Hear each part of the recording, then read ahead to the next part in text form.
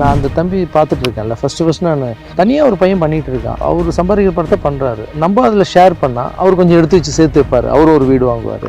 அவரும் அப்பா அம்மாவை பார்க்கணும்ல, அதுக்காக ஒரு 10 லட்ச ரூபா கொடுத்து பண்ணுங்க அப்படின்னு நான் யாருக்கிட்டையும் கொடுத்தா கணக்கு கேட்பேன். ஏன்னா கஷ்டப்படுறது பண்ணல, கரெக்டாக போய் சேரணுன்றதுக்காக. அவர்கிட்ட கேட்கவே இல்லை. அதுக்கப்புறம் ஒரு ஸ்கூல் பாத்ரூம் கட்டணும்னு சொல்லிட்டு வந்தார். ஆனால் என்கிட்ட ஒரு 5 லட்ச ரூபா இருக்குண்ணே, இதுக்கு வந்து ஒரு 15 lakhs ஆகணும், நீங்கள் ஒன்றும் பண்ணணும், நான் நானே பண்ணுறேன்.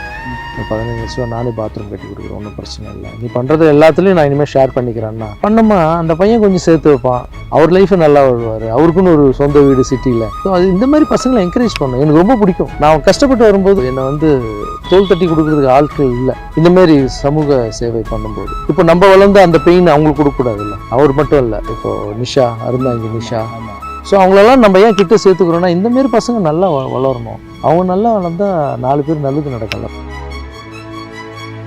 பலருக்கும் இரக்கம் கொண்டு உதவி செய்து வரும் பாலா மீது இரக்கம் கொண்ட ராகவா லாரன்ஸ். பாவம், அவரும் வீடு கட்டி வாழணும் இல்லையா?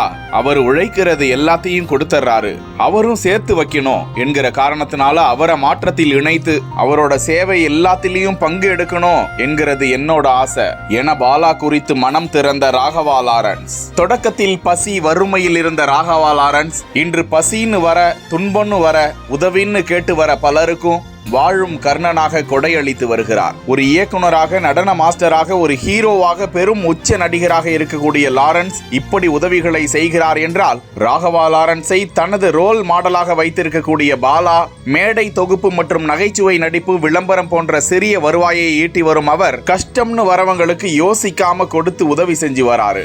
அவர் இப்ப ராகவா லாரன்ஸின் மாற்றம் அமைப்போடு இணைந்தது குறித்து ராகவாவிடம் நாம் பேசிய போது பாலா குறித்து ராகவா வெளியிட்ட கருத்துக்கள் நெகிழ வைத்திருக்கிறது.